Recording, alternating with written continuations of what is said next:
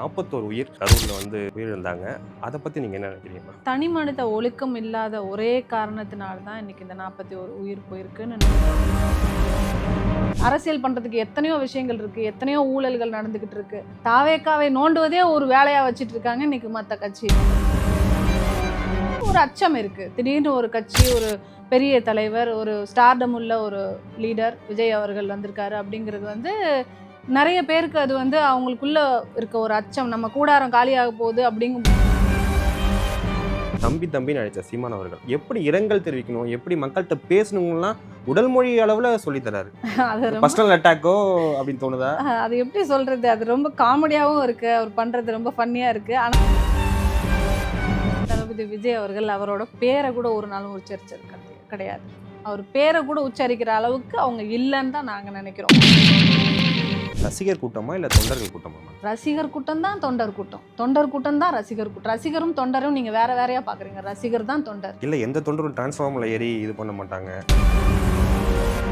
அறிவில்லாதவங்க தான் உட்காந்து இது ஏன் வரல, அவர் போயிட்டாரு, காணா போயிட்டாரு, ஓடி போயிட்டாரு, இங்க போயிட்டாரு, அங்க போயிட்டாருன்னு சொல்றவங்களுக்கு வேற ஒன்றும் இல்லை.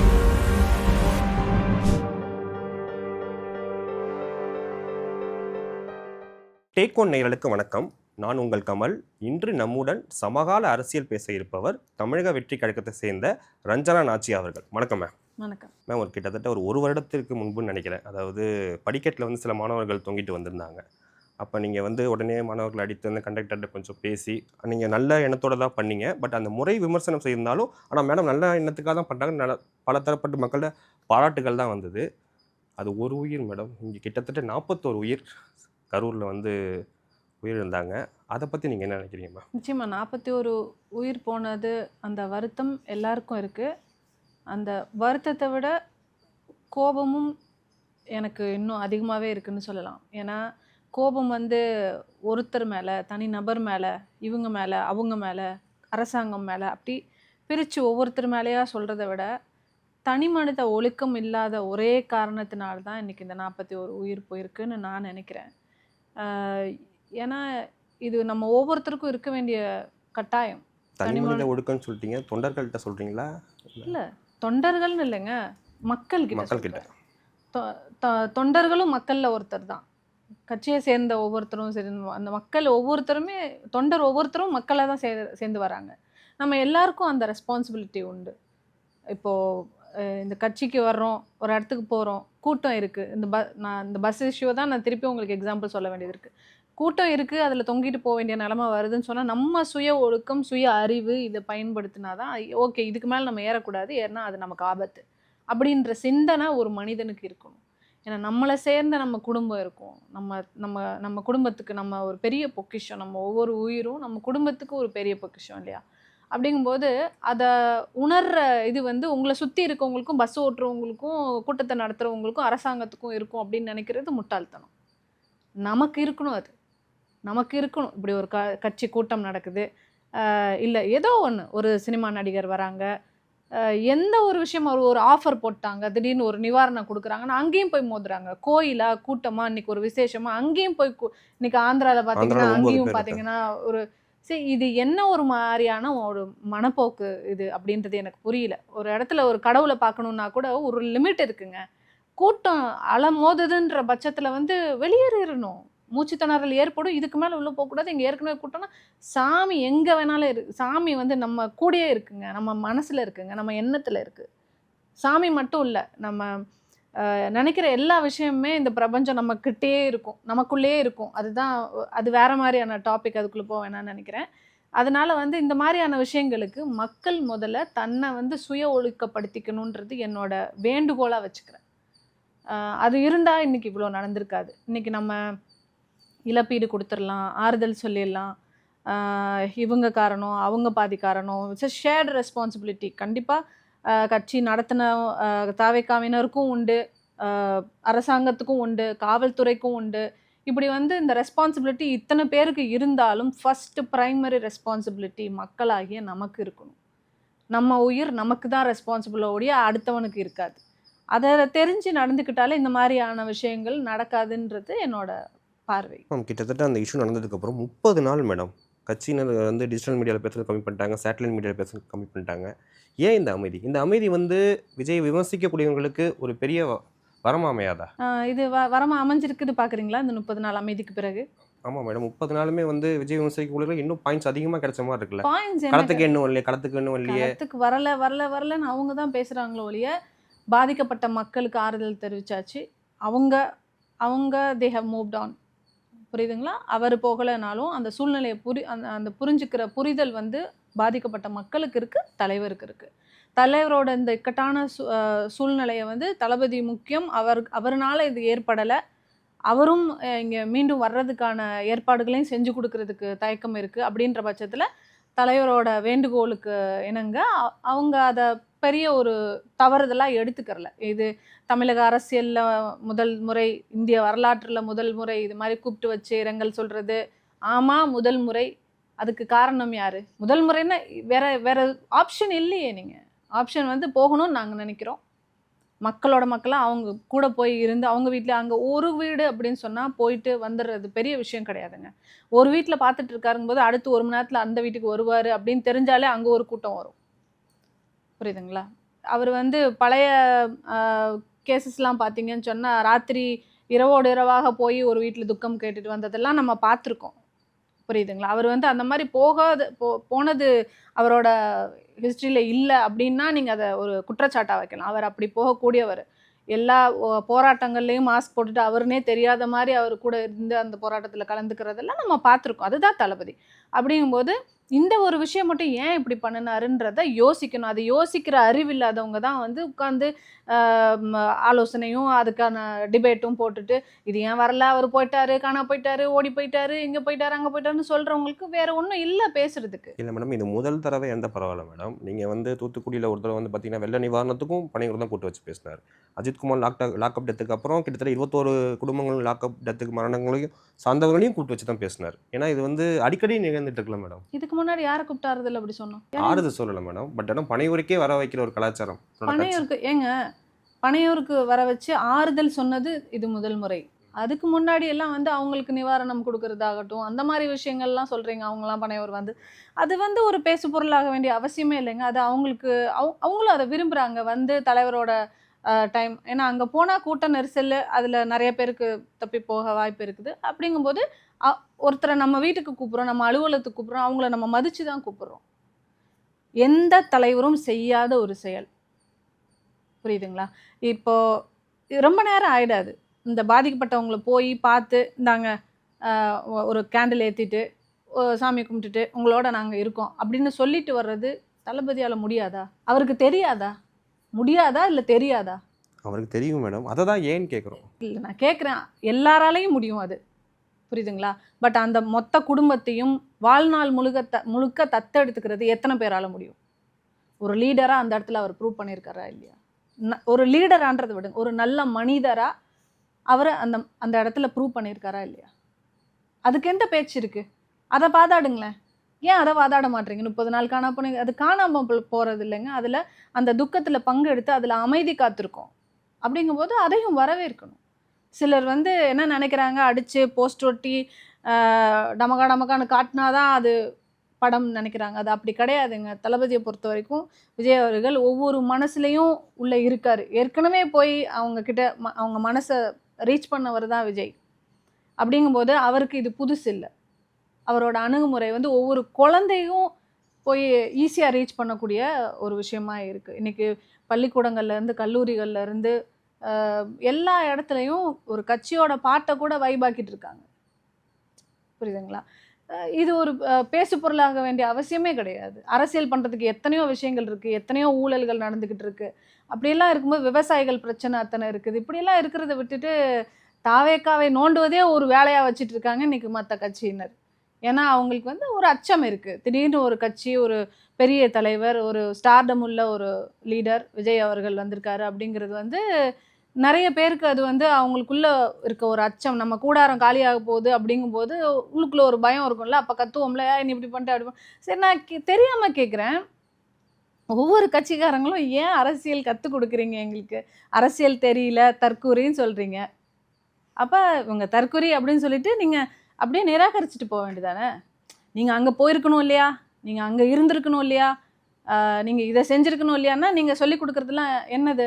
ப்ராப்பராக அரசியல் இப்படி தான் பண்ணணும், இதெல்லாம் நீங்கள் பண்ணால் தான் நல்ல கட்சியாக வர முடியும், இதெல்லாம் நீங்கள் பண்ணால் தான் ஆட்சியை பிடிக்க முடியும் அப்படின்ற மாதிரி இருந்தால் தானே அதை கற்றுக் கொடுக்கணும்.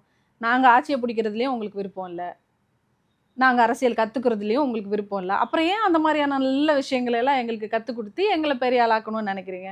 உங்கள் கட்சியோட வளர்ச்சி, அந்தந்த கட்சியோட வளர்ச்சியை அவங்க பார்த்தா போதும்னு நினைக்கிறேன். இது ரொம்ப அநாகரிகமான ஒரு விஷயம் மாற்று கட்சியினருக்கு போய் சொல்லிக் கொடுக்குறது.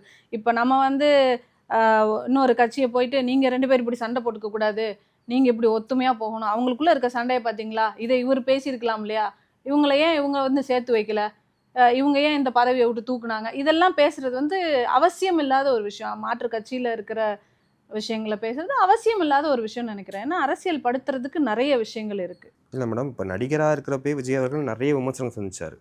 அரசியல் கட்சி ஆரம்பிச்ச பிறகு பொதுவெளி விமர்சனம் வரதானே மேடம் செய்யும். அதை நம்ம வரதான் செய்யும். அதை சமாளிச்சு தான் நாங்கள் ஆகணும். பெருசாக வி இக்னோர். எங்களை பொறுத்த வரைக்கும் நாங்கள் இதெல்லாம் காதிலேயே வாங்கிக்கல. இக்னோர் நெகட்டிவிட்டிங்கிறீங்க. Ignore negativity. எங்களை சுற்றி நிறைய பாசிட்டிவ் வைப்ஸ் இருக்குது, மக்கள் எங்கள் கூட இருக்கிறத நாங்கள் உணர்கிறோம், இந்த பிரபஞ்சமே எங்களுக்கு உதவி பண்ணிக்கிட்டு இருக்கு, புரியுதுங்களா? அதனால எங்களை சுற்றி எல்லாமே பாசிட்டிவாக நடக்கும்போது நாங்கள் இதெல்லாம் காதுலேயே வாங்கலை. எங்கள் வேலையை நாங்கள் சிறப்பாக செய்கிறோம். இன்றைக்கி இந்த அடுத்தடுத்த அணிகள் எல்லாம் நியமிச்சுக்கிட்டு வரோம். அடுத்து மகளிர் அணி, இளைஞர் அணி, இந்த கட்சி நிர்வாகிகளுக்கான பொறுப்புகள் எல்லாம் போட்டுட்டு இருக்கோம். ஸோ இந்த எலெக்ஷனுக்கான வேலையை வந்து ரொம்ப விறுவிறுப்பாக பண்ண ஆரம்பிச்சிருக்கிறதே ஒரு அடுத்த ஸ்டெப்பாக நல்லா போயிட்டு இருக்கு. ஸோ நாங்கள் நல்லா போயிட்டு இருக்குன்னு ஃபீல் பண்ணுறோங்க. பல விமர்சனங்கள் நிறைய பேர் வைக்கிறாங்கன்னு சொல்கிறாங்க. முக்கியமாக இது வரைக்கும் தம்பின்னு அழைச்ச சீமான் அவர்கள், அதுவும் தமிழக வெற்றி கழகத்தில் கட்சி ஆரம்பித்து கொள்கை அறிவித்த நாள்லேருந்து விமர்சனம் செய்து வரார், இன்று வரைக்கும் செய்து வரார். எப்படி இரங்கல் தெரிவிக்கணும், எப்படி மக்கள்கிட்ட பேசணுங்கலாம் உடல் மொழி அளவில் சொல்லித்தராரு. அதை நீங்கள் எப்படி பார்க்குறீங்க? அது ரொம்ப பர்சனல் அட்டாக்கோ அப்படின்னு தோணுதா? அது எப்படி சொல்கிறது, அது ரொம்ப காமெடியாகவும் இருக்குது, அவர் பண்ணுறது ரொம்ப ஃபன்னியாக இருக்குது. ஆனாலும் அதை யோசித்து பார்த்தீங்கன்னா அது ஏன் அந்த அளவுக்கு ஆதங்கப்படுறாங்கன்னா, எங்கள் தலைவர் தளபதி விஜய் அவர்கள் அவரோட பேரை கூட ஒரு நாளும் உச்சரிச்சது கிடையாது. அவர் பேரை கூட உச்சரிக்கிற அளவுக்கு அவங்க இல்லைன்னு தான் நாங்கள் நினைக்கிறோம். புரியுதா? எங்களுக்கு போட்டி நீங்கள் இல்லை, புரியுதா? எங்களுக்கு போட்டி தாவேக்காவுக்கு ஒரே போட்டி டிவிக்கே டிஎம்கே தான், புரியுதா? அதனால நாங்கள் உங்கள் பேரை கூட உச்சரிக்கலையே, நீங்கள் ஏன் கத்துறீங்கன்றது எங்களுக்கு புரியுது. அதாவது ஒவ்வொருத்தருக்கும் அவங்க கூடாரத்தில் கொஞ்சம் கொஞ்சம் பிச்சுக்கிட்டு போவாங்க அப்படின்ற ஒரு பயம் இருக்கும். ஆனால் நம்மளோட மொத்த கூடாரமும் இதில் காலியாக போகுதுன்ற ஒரு பயம் வந்து நாம் தமிழர் சீமான் அவர்களுக்கு இருக்கிறது நியாயமான ஒரு விஷயம். அதனால அவர் கத்துறாரு. அப்படிங்கும்போது அவரை பார்த்து நாங்கள் பரிதாபம் தான் படுறோமோ ஒழிய அது காமெடியாக எடுத்துக்கிட்டு எங்கள் வேலையை நாங்கள் பார்த்துட்ருக்கோம். அவரோட மொத்த கூடாரம் காலியாகுது, தாவேக்கா மாபெரும் வெற்றி அடைய போகுது. நாளைக்கு எலெக்ஷன் முடிஞ்சதுக்கப்புறமா இதே சவுண்ட் பேசுகிறாங்களான்னு பார்க்கலாம். இல்லை, அவர் ரசிக கூட்டத்துக்கும் கொள்கை கூட்டத்துக்கும் போருங்கிறாரு. அவர் என்ன வேணாலும் சொல்லட்டுங்க, அதை நாங்கள் இக்னோர் பண்ணுறோன்னு சொல்கிறேன். We ignore negativity. அவர் பேசுகிறத பேசட்டும். அந்த இஷ்யூ நடந்ததுக்கப்புறம் விஜய் வந்து கரூர்லேருந்து சென்னை ரீச் ஆகிட்டார் மேடம். சென்னையிலேருந்து நிறைய அரசியல் தலைவர்கள், சிஎம்மாக இருக்கட்டும், எதிர்க்கட்சி தலைவராக இருக்கட்டும், பக்கத்தில் இந்த செந்தில் பாலாஜி, அதுக்கப்புறம் அன்பில் மகேஷ் அவர்கள் எல்லாரும் களத்துக்கு வந்துட்டாங்க. இப்போ விஜய் அந்த இடத்துலேருந்து உடனே நகர்ந்துருக்க கூடாதோ? இது எல்லாரோட பார்வையும் தான். அந்த நல்ல ஆழ்ந்து யோசனை பண்ணி பார்த்தோன்னா நமக்கு நல்லா புரியும். அந்த இடத்துல மற்ற தலைவர்கள் மாதிரி இல்லை அவர் விஜய் அவர்கள். ஏன் அப்படி சொல்கிறீங்கன்னா, ஏன் அவர் நார்மல் இல்லையா, ஏன் இவர் அப்நார்மலா, ஏன் இவர் இப்படி ஒரு விவாதம் வரும். நான் அதுக்கு ஒன்று சொல்லிக்கிறேன். இவருக்கு வர்ற கூட்டம் உங்களுக்கு வருதா? இந்த கூட்டத்தை காசு இல்லாமல் உங்களால் கூப்பிட முடியுமா? நாங்கள் காசு கொடுத்து கூப்பிடல எந்த கூட்டத்தையும். வராதிங்கன்ற ஒரு அறிக்கை கொடுக்குறோம். பெண்கள் வராதிங்க, இப்போ கர்ப்பிணி பெண்கள் வராதிங்க, குழந்தைகள் வராதிங்க, எந்த கட்சி இது வரைக்கும் கொடுத்துருக்கு? அப்போ வராதிங்கன்னு சொல்லி காசு கொடுக்காம, எந்த ஒரு அவங்களுக்கு ப்ராமிஸும் கொடுக்காம, இதுக்கு முன்னாடி நம்ம ஆட்சி பண்ணி காட்டாமல் முதல் முறையாக வரும்போது இப்படி ஒரு மக்கள் திரண்டு ஆதரவு கொடுக்கறத வந்துட்டு எல்லாருக்கும் தெரிஞ்சது. இப்படி ஒரு லீடர் இன்னொருத்தர் யார் இருக்கா? நீங்கள் ஈஸியாக போயிடலாம். பட் மக்கள் தலைவராக விஜய் அவர்கள் போக முடியாது. அந்த இடத்துல கூட்டம் அவரை பிக்கிற மாதிரி இருக்காங்க. ஸோ இதை முதல்ல இந்த மாதிரியான மனப்போக்கை தான் மாற்றணுன்றது என்னோட பார்வையும் கூட. ஏன்னா ஒரு தலைவர் வராங்கன்னா அவங்களுக்கான ஸ்பேஸை கொடுத்தா தான் அடுத்து அவங்களோட வேலைகளை பண்ண முடியும். இதுக்கு காவல்துறையும் உதவி பண்ணணும், எவ்வளோ போலீஸ் இருக்காங்க, அவரோட பிரிவு புரோட்டோகால் பீப்புளும் இருக்காங்க, கட்சி நிர்வாகிகள் இருக்காங்க. இது எல்லாத்தையும் மீறி ஒரு க்ரௌடு வந்து உள்ளே வந்து ஒரு இதில் பார்த்தீங்கன்னா விஜயகாந்த் அவர்கள் இறந்த வீட்டில் யாரோ செருப்பை எறிஞ்சாங்க, இந்த கூட்டத்துல செருப்பு எறிகிறாங்க, நாளைக்கு அது என்ன வேணாலும் ஒரு ஹார்ம் நடக்கலாம் இல்லையா அவருக்கு. ஸோ அப்படிங்கும்போது தலைவரும் முக்கியம். இன்னைக்கு மக்களுக்காக இறங்கணும் அப்படின்னு நினைக்கிற ஒரு தலைவர் நமக்கு முக்கியம். அப்படிங்கும்போது அந்த பாதுகாப்பும் கருதி இப்படி இடங்களுக்கு போனா மக்களுக்குள்ள உள்ள ஒரு பிளாக் ஷீப் இருப்பாங்க. அவங்க யாருன்னு நம்ம கண்டுபிடிக்க முடியாது. இது நம்ம ராஜீவ்காந்தி காலத்துலேருந்து பார்க்குறோம். அப்படிங்கும்போது ஒரு அசம்பாவிதம் எதுவும் அங்கே ஏற்பட்டுறக்கூடாதுன்றதுல ஒரு பொறுப்பும் இருக்குது எங்களுக்கு. அந்த பாதுகாப்பும் கருதி நம்ம அந்த மாதிரி இடங்களுக்கு ஒன்று நம்ம தலைவருக்கு பாதுகாப்பு இல்லைன்றதுக்காக மட்டும் கிடையாது. இந்த மாதிரி ஒரு இடத்துக்கு போகிறாருன்னா அங்கே திருப்பியும் ஒரு கூட்டம் வரும். அவர் ஹாஸ்பிட்டலுக்கே போனால் நம்ம மக்கள் வந்து ஹாஸ்பிட்டலுக்கு வந்திருக்காரு இங்கே அமைதியாக இருக்கணும், கோயிலுக்கு வந்திருக்காரு இங்கே அமைதியாக இருக்கணும், கோயிலுக்குள்ளேயும் விசில் அடிக்கிற கும்பல் தான் நம்ம மக்கள். இப்போ திருப்பதியில் அஜித் அவர்கள் வந்தார், அங்கே விசில் அடிக்கிறாங்க. ஸோ கோயிலுக்குள்ளேயும் விசில் அடிக்கிறீங்க, ரோட்டில் போனாலும் விசில் அடிக்கிறீங்க, சினிமாவுக்கு போனாலும் விசில் அடிக்கிறீங்க. மக்கள் கொஞ்சம் நம்ம இளைஞர்கள் அதுவும் எல்லாம் அடுத்தடுத்த ஜென்ரேஷன்ஸ் வந்து உங்களை பார்த்து அடுத்தடுத்த ஜென்ரேஷன் கற்றுக்க போகிறாங்க. அப்படிங்கும்போது கொஞ்சம் சுய ஒழுக்கப்படுத்திக்கிறணும். இதெல்லாம் கொஞ்சம் கட்டுப்படுத்தி லீடர்ஸ்க்கு, முக்கியமாக செலிபிரிட்டிஸ்க்கு, ஆக்டர்ஸ்க்கு எந்த அளவுக்கு ஸ்பேஸ் கொடுக்கணுமோ அந்த அளவுக்கு கொடுக்கணும். அவங்களுக்கு கொடுக்குற இம்பார்ட்டன்ஸ் ஆகட்டும். ஒரு சினிமாவாக பார்க்கணும், நடிகர்களையும் மனிதர்களாக பார்க்கணும். இதுதான் என்னோட ஒரு வேண்டுகோளாக வச்சுக்கிறேன். நீங்கள் சொல்லிட்டீங்க மேடம். பட் ஆனால் மறுபடியும் திரைத்துறையிலேருந்து தான் மேடம் தமிழ்நாட்டை ஆள்றதுக்கு வந்துக்கிட்டே இருக்காங்க. அதை தான் சொல்கிறேன். அதுக்காக திரைத்துறையிலேருந்து வரக்கூடாதுன்னு சொல்ல முடியாதுங்க. திரைத்துறையிலேருந்து வந்தவங்க தான் ரொம்ப சூப்பராக நம்ம நாட்டை ஆண்டிருக்காங்க. புரியுதுங்களா? அப்படிங்கும்போது நம்ம அதை வரவேற்கலாம், தப்பு இல்லை, அதை வரவேற்கணும். ஏன்னா இன்னைக்கு எல்லாத்தையும் முடிச்சுட்டு ரிட்டையர்ட் ஆகிட்டு அவர் வரல. அவர் இருக்கிறதுல பீக் ஹீரோ, பீக் ஆக்டர். நம்ம தமிழ் சினிமாவோட இண்டஸ்ட்ரியோட பட்ஜெட், இந்த பட்ஜெட்டில் தான் இந்த படங்கள் இருக்கும், தமிழ் சினிமாக்கள் இருக்கும் அப்படின்றதெல்லாம் மாற்றிய ஒரு மாபெரும் ஹீரோ. அவர் வந்து அந்த உச்சத்தில் இருந்து வராரு. அப்படிங்கும்போது மக்கள்கிட்ட கண்டிப்பாக அந்த ஒரு பிரியமும் இருக்கும், ஒரு எழுச்சியும் இருக்குது. மாற்றம் வேணும்னு நினைக்கிறாங்க தமிழ்நாட்டு மக்கள். அப்போ அந்த மாதிரியான டைமில் இன்னைக்கு விஜய் அவர்கள் வர்றது ஒரு வரவேற்கத்தக்க விஷயம்தான். அஜித்குமாரை பற்றி சொன்னீங்க மேடம். அவர் சமீபத்தை கொடுத்த ஒரு நேர்காணலில் வந்து இந்த கரூர் இஷ்யூ வந்து தனிநபரோட பொறுப்பு மட்டும் இல்லை, ஒட்டுமொத்த சமூகத்தின் தோல்வி. அதாவது அதுக்கப்புறமும் இன்னொரு கருத்தும் சொல்கிறாரு. அதாவது கூட்டம் காட்டுவங்கிறத ஒரு மனநிலை வந்து இங்கே எல்லார்ட்டையும் இருக்குது. இதில் வந்து விஜய் வந்து விமர்சிக்கிறாரா மேடம், இல்லை ஆதரவு அளிக்கிறாரா? அது அவர் தான் கேட்கணும். பட் நான் அவரோட பார்வையில் அவர் சொன்னதையும் நான் ஏற்றுக்கிறேன். ஏன்னா வந்து அவர் சொன்னதும் நல்ல விஷயந்தான். ஏன்னா யாருமே கூட்டம் காட்டணுன்றது அவசியமே இல்லை. கூட்டத்தை பார்த்தா இங்கே கூட்டம் பார்த்தீங்களா, இங்கே கூட்டம் எப்படி இருக்குது, கூட்டத்தை வச்செல்லாம் வந்து அரசியல் தலைவர்களோட இதை வந்து நிர்ணயிக்கவே முடியாது. அவங்களோட விக்ட்ரி வந்து கூட்டத்தை வச்சு கிடையாது. எந்த தலைவர் ஆகட்டும். இப்போ சில இடங்களில் நாங்கள் எலெக்ஷனில் பார்த்தது வரைக்கும் சொல்கிறேன், கூட்டமே தெரியல, அங்கே அவங்க பிரச்சாரம் பண்ண மாதிரியே தெரியல, ஆனால் ஜெயிச்சுட்டு போயிட்டாங்க. புரியுதுங்களா? எலெக்ஷனை பொறுத்த வரைக்கும் கூட்டம் காட்டி மட்டும் அரசியல் காட்டுறது கிடையாது. ஆனால் கூட்டம் காட்டுறதும் ஒரு அரசியல் அப்படின்ற விஷயமெல்லாம் நம்ம தமிழ்நாட்டில் மாறணும். நிறைய கட்சிகளில் நான் பார்த்துருக்கேன், பணம் கொடுத்து தான் கூட்டிகிட்டு வருவாங்க, வேறு ஊர்கள்லேருந்து கூட்டிகிட்டு வருவாங்க, வண்டி போட்டு கூட்டிகிட்டு வருவாங்க, சாப்பாடு கொடுத்து கூட்டிகிட்டு வருவாங்க. அவங்களுக்கு எந்த கட்சிக்கு போகிறோன்னு கூட தெரியாது. இன்றைக்கி இந்த கூட்டத்துக்கு 200 300 சாப்பாடு தண்ணி கொடுப்பாங்க, வா போயிட்டு வருவோம் அப்படின்ற ஒரு மனப்போக்கில் வந்து கூட்டத்தில் கலந்துக்கிட்டவங்ககிட்டையும் நான் பேசியிருக்கேன். அப்படியெல்லாம் இல்லை இன்றைக்கி தாவேக்காக்கு வந்த கூட்டம். அது உண்மை. அது எனக்கும் உங்களுக்கும் இல்லை, அது மக்களாகிய எல்லாருக்கும் தெரியும்.